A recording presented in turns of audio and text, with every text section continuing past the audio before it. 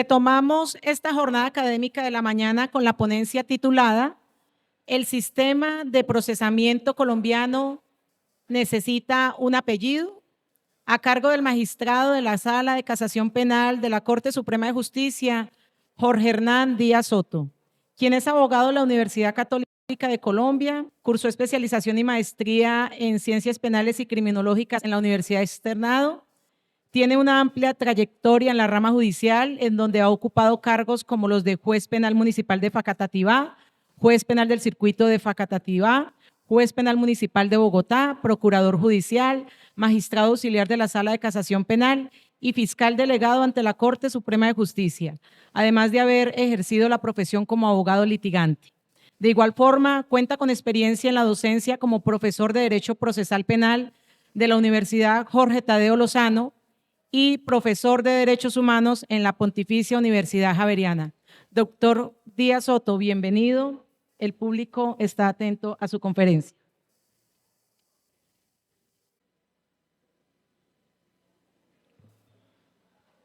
Muy buenos días a todos y todas los presentes en este recinto. Me voy a ahorrar los saludos protocolarios porque la doctora Ana Julieta me comprometió a que no me pasara de 2 horas, entonces es un compromiso.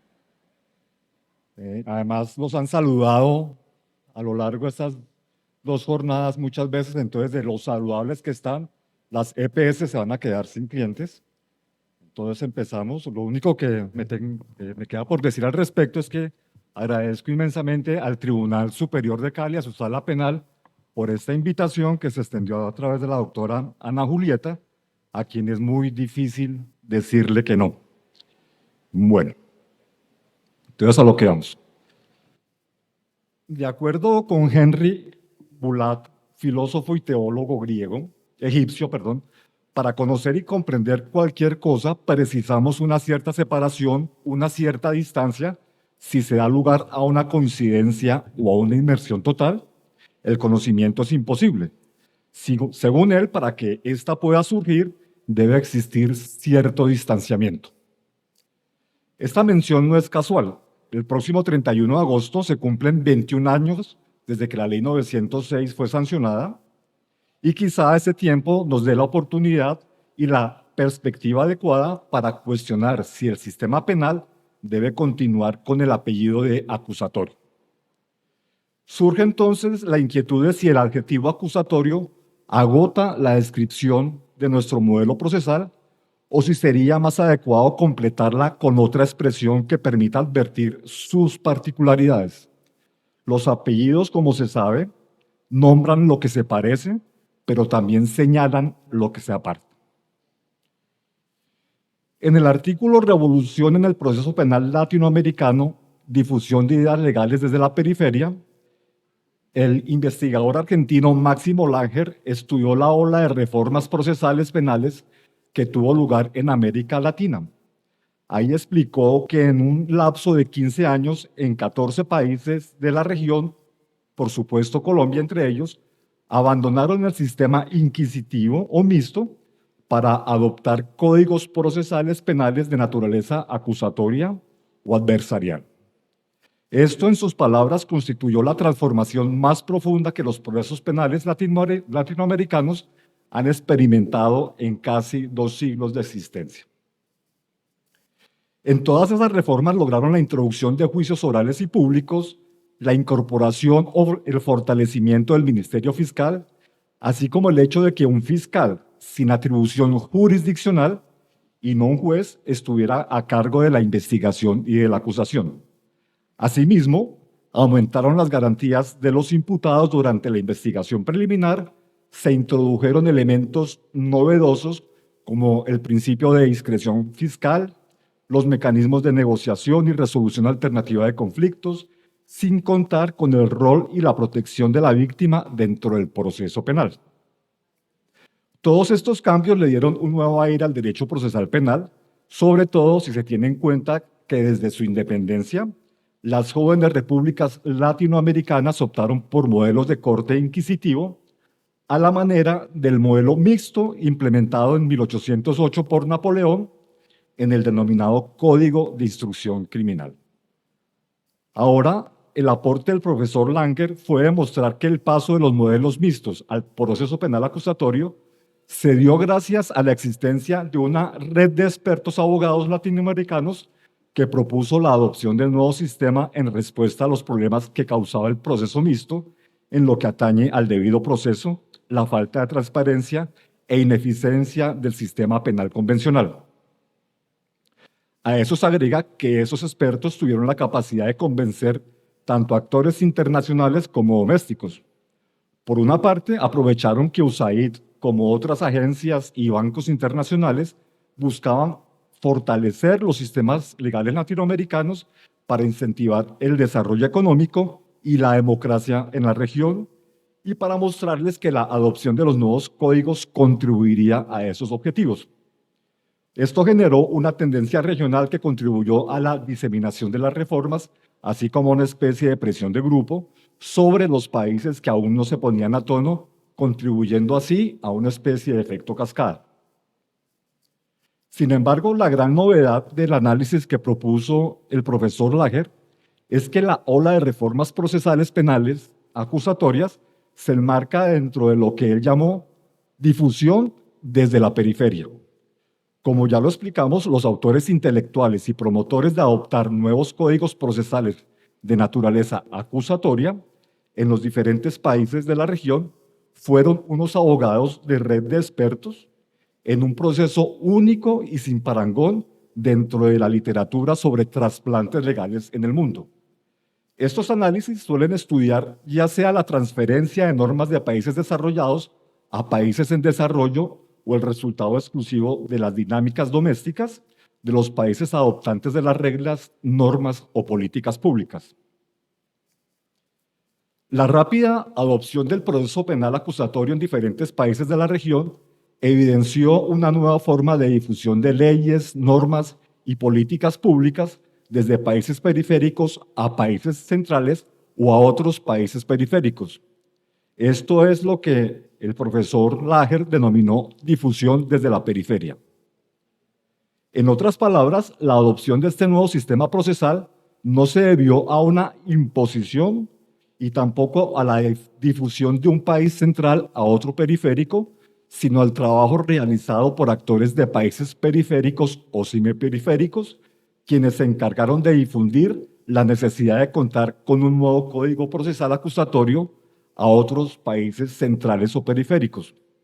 Consecuencia de ello es que, como este mismo autor lo resaltó, la historia y la realidad social de los países periféricos pasa a ser relevante para explicar no solo la recepción doméstica, sino también la difusión regional de leyes, normas y políticas públicas.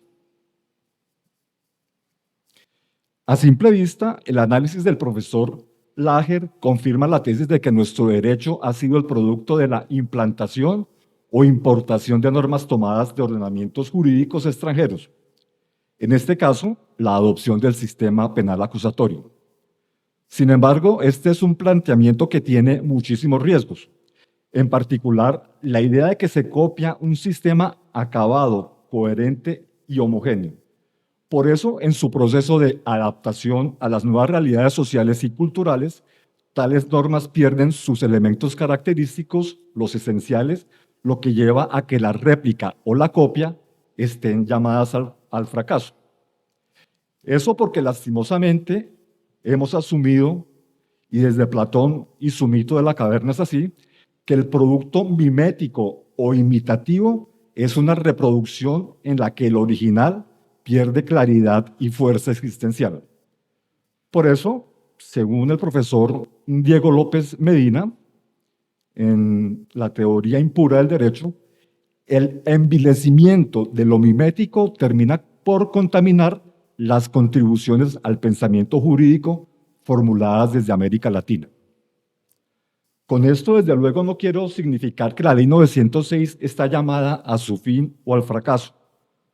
Es todo lo contrario. Considero que la adopción de ese modelo procesal nos permite reconocer que, como lo planteó Ala Watson en la obra Legal Transplants, el derecho cambia y evoluciona gracias a los trasplantes que recibe de otras sociedades. En otras palabras, las transformaciones en la mayoría de los sistemas son el resultado de un préstamo de normas. En todo caso, creo que no podemos asumir esa concepción tan rígidamente, ya que la teoría de los trasplantes legales tiene el riesgo de borrar la relación que existe entre sociedad y derecho. Eso porque en la base de la teoría radica la posibilidad de que es posible trasplantar normas de una sociedad a otra sin importar su contexto social o cultural. Eso confirmaría que en realidad el derecho no corresponde ni se desarrolla de acuerdo con los diferentes tipos de vínculos que existen en una sociedad. Es más, dejaría de aplicarse la máxima de que el derecho es un espejo de la sociedad. Ahora, cierta laxitud en la aplicación de la teoría de los trasplantes legales nos salva de caer en una concepción estrictamente normativista del derecho. Según esta teoría, los sistemas legales están conformados por simples enunciados normativos sin historia ni vínculos sociales ni culturales. Eso les permitiría viajar de un lugar a otro sin ningún cambio en su significado y relevancia. Sin embargo, todo viaje de una latitud a otra, de un país a otro país, implica que las ideas sufran cambios y esos cambios, como lo han formulado algunos teóricos del derecho, son fundamentales para explicar la diversidad en la fundamentación de las creencias y prácticas de distintos actores sociales. Bajo este paradigma, no es que desaparezca el mito de la copia en el derecho nacional, sino que éste se observa desde una óptica diferente, a partir de las interacciones entre ordenamientos jurídicos, en la medida que no existen trasplantes normativos puros, sino recepciones, adaptaciones y circulaciones entre diferentes sistemas judiciales del mundo.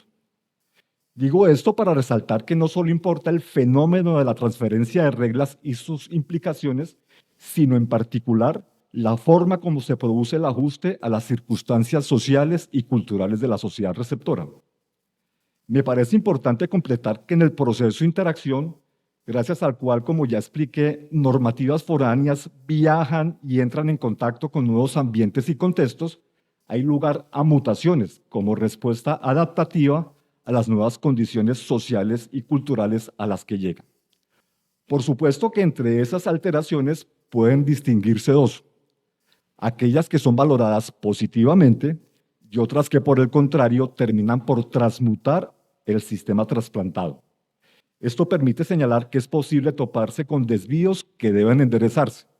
Sin embargo, estos procesos son absolutamente comunes al momento de trasplantar normas o teorías en contextos sociales diferentes al original, pues puede ocurrir que el receptor periférico formule una interpretación sui generis o una mala lectura de esas normas y teorías.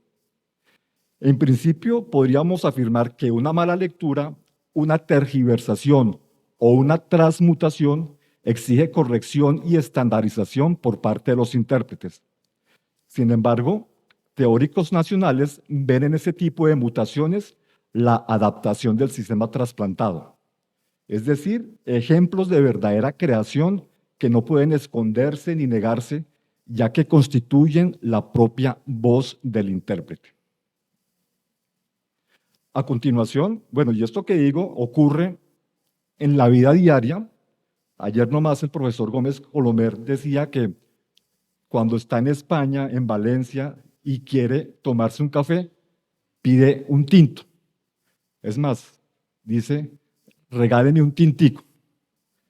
Y la doctora Ana Julieta, para ver cómo se adaptan las situaciones, le preguntó después de almorzar, ¿le ha gustado el plato?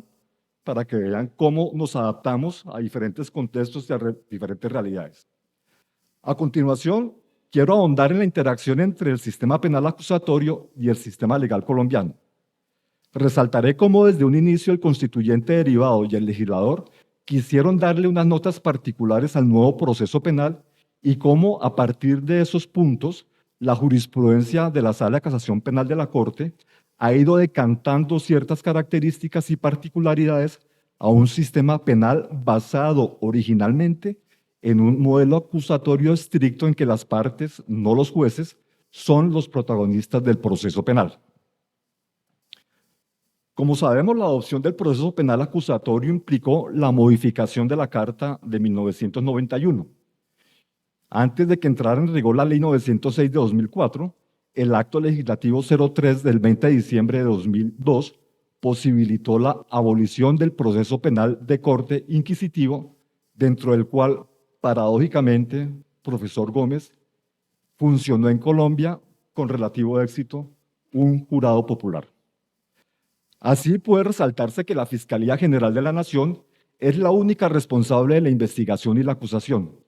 También se consignó que las decisiones que restringen los derechos de los investigados e imputados deben ser adoptados por los jueces y tribunales, pues en los casos en los que la actividad de la Fiscalía puede llegar a interferir con los derechos fundamentales de los investigados, se precisa que esté sometida al control judicial o al control de garantías. Esto implicó que el Ministerio Fiscal quedó despojado de la función jurisdiccional. En este contexto, el rol del juez de control de garantías es muy importante, como quiera que a su cargo está examinar si las facultades ejercidas por la Fiscalía se adecúan o no a sus fundamentos constitucionales y en particular si su despliegue ha respetado o no los derechos fundamentales de los ciudadanos bajo los parámetros o los criterios de necesidad, proporcionalidad, urgencia, entre otros. Estas tareas responden a que el nuevo sistema fue trasplantado en una carta política rica en derechos y garantías. Por esa razón, el juez de los jueces de garantías va más allá de la de ser meros árbitros reguladores de las formas procesales.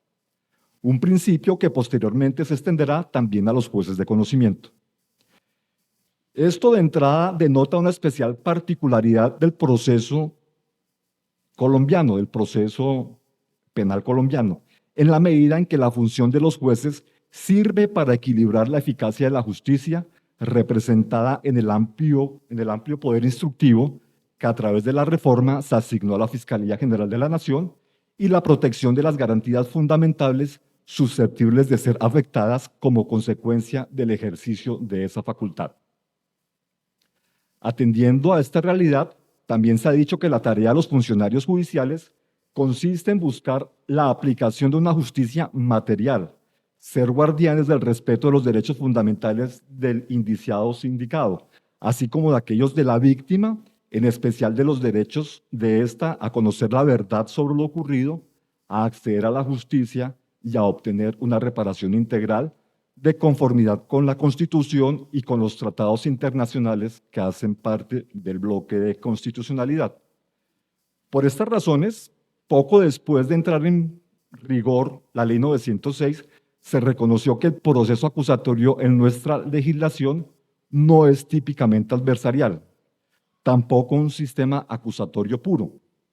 Por tal motivo, el juez no es un árbitro, sino el encargado de definir de manera justa y garantista la responsabilidad penal del implicado y la eficacia de los derechos de la víctima y de la sociedad frente al delito.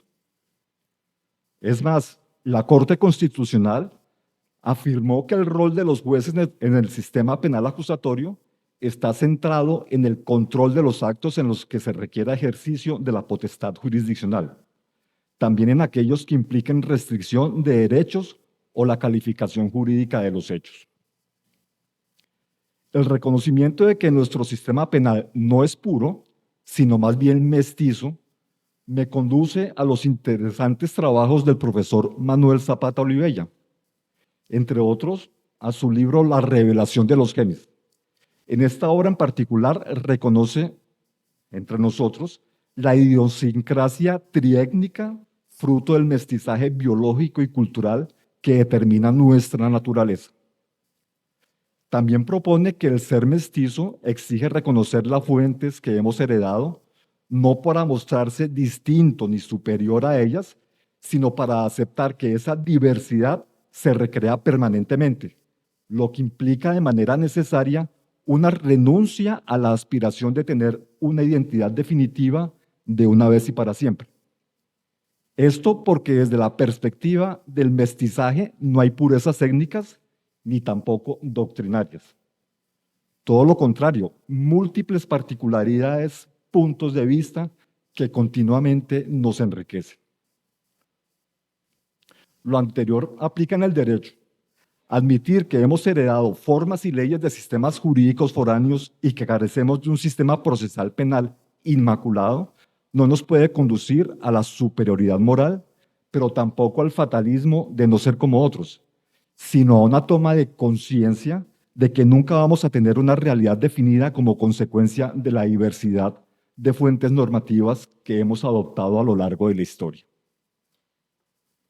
Ahora, dicho esto, sentado este marco, quiero, a partir de dos decisiones recientemente adoptadas por la Corte, ahondar en ciertas particularidades del sistema procesal penal, como son el protagonismo de los jueces en el desarrollo del proceso y la protección de los derechos de las víctimas. De tal manera, pretendo no solo enfatizar en los elementos propios de nuestro sistema, sino mostrar cómo esas particularidades pueden entrar en conflicto con otros de sus elementos, lo que sin duda abre interrogantes sobre el límite de tales características para salvaguardar la particularidad del sistema que trasplantamos en nuestro medio con la Ley 906 de 2004. Entonces, empiezo con la sentencia SP 1148 de 2025 dentro del radicado 60-117. Allí la Corte resolvió aplicar un control material a la imputación, dada la ostensible discordancia en la valoración de la evidencia con la selección de la hipótesis fáctica, a lo que se sumó que la Fiscalía dejó de investigar aspectos cuya verificación resultaba imperiosa, es decir, omitió aspectos factuales determinantes a pesar de que encontraban respaldo suficiente en los elementos probatorios. Lo anterior porque los jueces avalaron la calificación de unos hechos como delitos de constreñimiento ilegal y utilización ilícita de redes de comunicación, a pesar de que la Fiscalía incluyó dentro de la narración fáctica de los hechos las formas en que el procesado coaccionó a la víctima para accederla carnalmente, es decir, ejerció una violencia psicológica varias veces sobre ella. Se señaló en esa decisión que la calificación jurídica era manifiestamente ilegal, pues incluyó los accesos carnales violentos descrito a modo genérico en el delito de constreñimiento ilegal, un tipo que es subsidiario y cuya riqueza descriptiva y especialidad es superada desde luego por el delito de acceso carnal violento, por lo que era este el que encuadraba en la narración descrita a modo de concurso. Por esas razones, la sala determinó que durante la audiencia de imputación, la Fiscalía incurrió en varios yerros que se tradujeron en la incorrecta delimitación de la hipótesis fáctica y la consecuente equivocación en la calificación jurídica. Y por la trascendencia, resolvió decretar la anulación del trámite desde la audiencia de imputación inclusive. La Corte reiteró que si bien la Fiscalía es la titular de la acción penal, no es dueña de esta, lo que hace que esté sujeta a controles. Además, en virtud del principio de legalidad, al cual también está sujeta la Fiscalía, desde luego, los actos en cabeza del ente acusador que se estimen de parte requieren del control del juez. Esto porque las obligaciones a cargo de los jueces no se limitan a validar formalidades, sino que en virtud de los contenidos de la Constitución y la ley, les corresponde verificar que cada actuación procesal esté ajustada al ordenamiento jurídico. Más adelante en el auto AP 3382 de 2025, radicación 6721, que dictó la sala el pasado 28 de mayo, declaró la nulidad de lo actuado a partir de la audiencia de formulación de imputación. Lo anterior, porque en la exposición de los hechos jurídicamente relevantes, la Fiscalía invisibilizó la violencia sexual de la cual la víctima dio cuenta en múltiples oportunidades. Esta era una circunstancia determinante para la adecuada tipificación de la conducta realizada por el procesado. Como se explicó en esa oportunidad, dicha omisión trajo como consecuencia que una conducta que debió adecuarse a otro delito quedó inicialmente calificada como un acoso sexual. Eso llevó a que el tribunal profiriera absolución por ese delito, por el de acoso sexual, y condenara al procesado por el de injurias por vías de hecho, a pesar de que tales calificaciones evidentemente no correspondían o no recogían a los hechos descritos con suficiente detalle por la misma víctima. Para la Corte, ese hierro en la calificación de la conducta significó una afectación sustancial a la estructura del debido proceso. La calificación jurídica de la conducta fue notoriamente desproporcionada. Adicionalmente, al procesado se le privó de la posibilidad de tener referentes claros y suficientes para poder ejercer su defensa frente a la hipótesis delictiva y la pretensión penal. Tampoco tuvo la posibilidad de ajustar sus argumentos defensivos a los contornos que delimitan un debido proceso en el que por mandato constitucional y legal es menester aplicar la perspectiva de género. La Sala amparó esta determinación en el control judicial que los jueces deben cumplir para garantizar el debido proceso de las partes e intervinientes, tanto en la etapa preliminar como en el juicio. Un control que adicionalmente debe activarse de manera especial cuando están involucrados derechos humanos y garantías de personas con especial protección constitucional. Esto es mujeres, niños, niñas y adolescentes, entre otros, frente a las que la debida diligencia del Estado se refuerza. Ahora, el centro del debate estuvo en que a pesar de que el procesado era apelante único, y en el anterior panel vimos una fuerte crítica, y reclamó la absolución por el delito de injuria por vías de hecho, la Corte consideró que el principio de no reforma en peor es compatible con la posibilidad de retrotraer actuaciones ilegales en casos de violaciones de derechos humanos. Para la Sala, el núcleo esencial de dicho derecho no impide que se recurra a la nulidad con el propósito de subsanar los yerros en los que se incurrió en el curso de la actuación.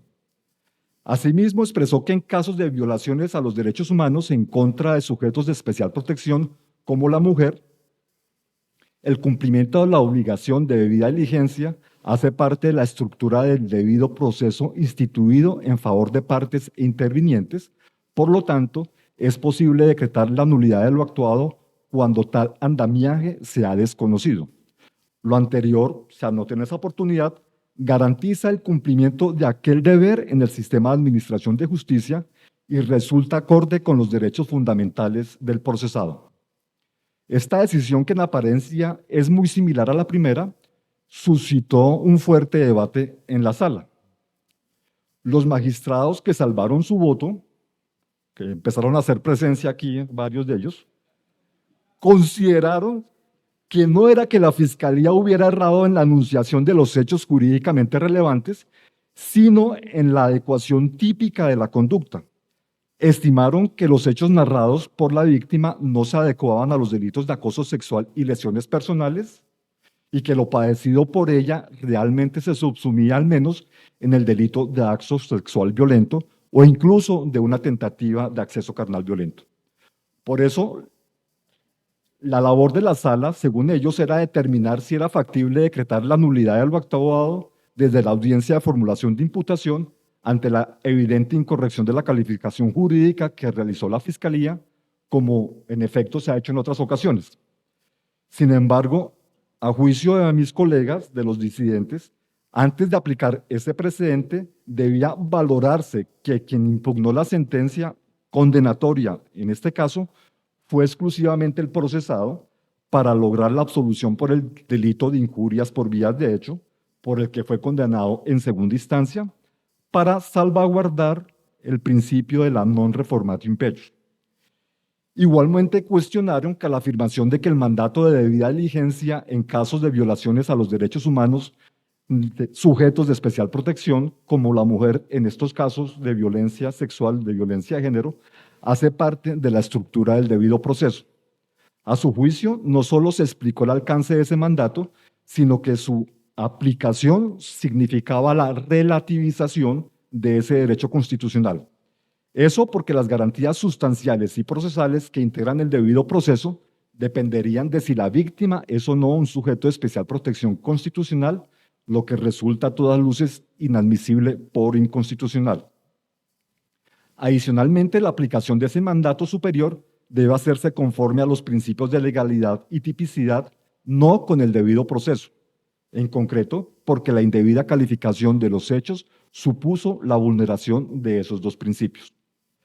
También criticaron esos disidentes que la sala aceptara que el principio de no reforma en peor es compatible con la posibilidad de retrotraer actuaciones ilegales en casos de violaciones de derechos humanos.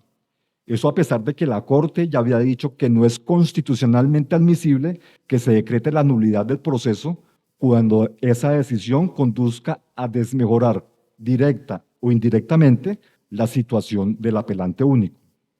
Esto para resaltar que siempre se había privilegiado el principio de non reformatio impellius sobre los de legalidad y tipicidad.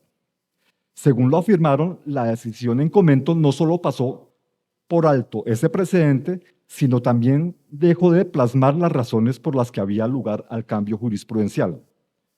Ahora, lo que más me interesa resaltar de ese salvamento de voto es el reproche de mis colegas de que la decisión en cuestión fijó una cláusula de corrección judicial ilimitada y abierta por la vía de la nulidad, aún en los casos en los que el procesado es apelante único, pues se asegura de manera abstracta y general que el principio de no reforma en peor es compatible con la posibilidad de retrotraer actuaciones ilegales en casos de violaciones de derechos humanos. Eso a pesar de que esa regla resulta contraria a las garantías penales y procesales, entre ellas el principio acusatorio, la igualdad de las partes, la imparcialidad del juez, los derechos de defensa y contradicción, entre otros. En particular, como lo afirmaron los magistrados que salvaron el voto, de manera textual, la Corte se autoasigna el rol de corrector omnímodo de todas las incorrecciones que la Fiscalía y los jueces de instancia hayan podido cometer en el curso de una actuación judicial, aún por encima de las garantías mínimas debidas al sujeto pasivo del procedimiento, destinatario del ejercicio del ius puniendi, como si de un juez inquisidor se tratara. Nada más contrario al proceso de constitucionalización del derecho penal y procesal penal. Esta cita la quería leer un poco con acento para decir, la Corte se autoasigna el rol de corrector, pero no. No sé si por acá llegó el que escribió eso. En suma, para los disidentes, la decisión que ahora se glosa fue poco menos que una herejía, la sepulturera del sistema procesal acusatorio, cuando ellos mismos, o varios de ellos, por aquí llegó, en otras decisiones de pura sistemática, pasaron por encima del modelo para permitir, por ejemplo, que empiece la práctica de pruebas en el juicio sin el total agotamiento de su antecedente, la audiencia preparatoria, sin detenerse a considerar lo que esto significaba para la puridad del modelo adversarial o del principio acusatorio. Toda esta discusión confirma que las lecturas transmutativas, a pesar de su naturaleza heterodoxa y subestándar, pueden ser tan fascinantes y enriquecedoras como la experiencia de aprender lecturas ortodoxas y de estándares.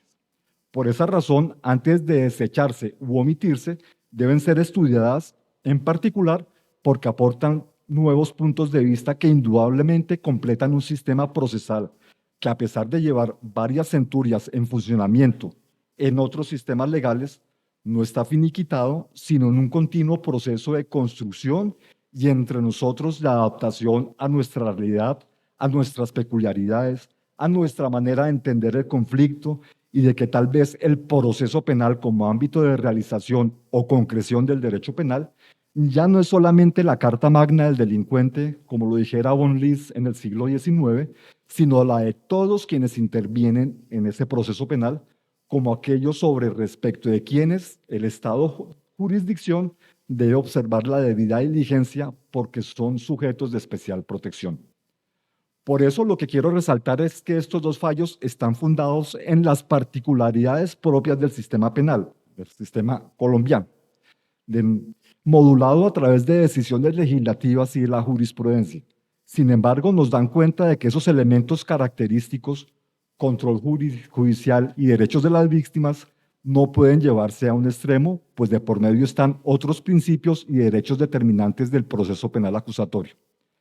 De ahí la importancia de los contraargumentos, así como de valorar esas apuestas del sistema por dar a luz nuevas propuestas interpretativas que van poco a poco delineando las particularidades del sistema procesal penal. En especial porque esas posturas que encierran tantas críticas y debate tienen la vocación de mantenernos despiertos y conscientes de las metas que buscamos con la implantación de un nuevo modelo procesal hace ya 21 años. Así, entre estos ires y venires de la jurisprudencia, esta debe propugnarse por no perder de vista las máximas y las características del sistema penal acusatorio, que interactúan con principios y derechos cuya titularidad también radica en cabeza de protagonistas diferentes al procesado, y quizás reconocer que no todo vale y que su adopción implica respetar unas máximas, no porque se quiera llegar a un proceso puro, sino porque el respeto a su diversidad y a los toques que tanto el legislador como los jueces le hemos dado en estas 2 décadas de funcionamiento no puede ser causa para caer en la vulneración de otros principios y derechos también consignados en la ley procesal.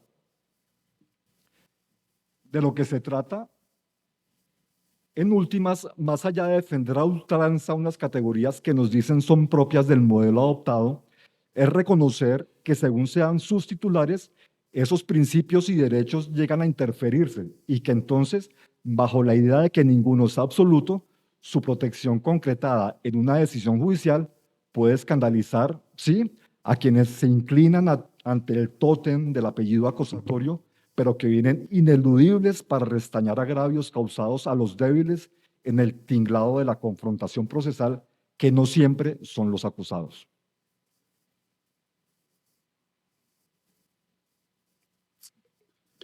Cuando empecé la intervención indiqué que el propósito de la charla era responder si el sistema de procesamiento colombiano necesitaba o no de un apellido. Para lograr ese propósito me remití al proceso que vivió Colombia y otros países de la región para pasar del proceso de corte inquisitivo al acusatorio. También me referí a las tesis sobre trasplantes jurídicos, lo que me permitió afirmar que no existen procesos puros de simple adopción de regímenes jurídicos foráneos, ya que las normas tomadas de otros sistemas entran en interacción con el derecho adoptante. Igualmente expuse que no podíamos simplemente impugnar aquellas teorías que consideramos como malas lecturas de las ideas o de los sistemas provenientes de otros lugares. Esto porque insisto en que esas ideas, a pesar de ser transmutaciones o tergiversaciones, no pueden ser en todo caso desestimadas, en la medida en que terminan siendo parte del inventario disponible, reconocido además en las prácticas jurídicas locales. Asimismo, en esas lecturas está la posibilidad de variación, adaptación y verdadera creación, como lo formulan las teorías a las que ya hice mención. Inclusive, la mención del rol protagónico del juez y sus funciones de control nos permite ahondar en las particularidades del sistema penal acusatorio local. Vimos cómo esos elementos han ido poco a poco delineando un proceso penal tal vez original. Sin embargo, eso mismo permite advertir que tales elementos no pueden ser llevados a extremos, pues aquellas particularidades pueden desconocer otras máximas del sistema en perjuicio de los derechos de los ciudadanos. Pero este sencillo esquema me lleva a afirmar que el sistema penal colombiano se comporta como un caleidoscopio jurídico. Cambia según el ángulo desde el cual se lo mire, sin perder su estructura. Apellidos como acusatorio con mutaciones locales, con densidad constitucional, mestizo judicial, con acento en garantías, o acusatorio con control judicial o colombiano son tentadores, pero ninguno agota la complejidad que tiene. Mejor que sellarlo con un nombre único es nombrar sus múltiples rostros y asumir que su definición es siempre provisional, pero no por ello indeterminada. Quizá el esfuerzo de nombrarlo deba entenderse como un horizonte apenas interpretativo. Lo anterior, porque como se vio, el proceso colombiano no habla con una sola voz. Es un campo polifónico en el que se cruzan los lenguajes de la Constitución, la jurisprudencia, la práctica y la doctrina.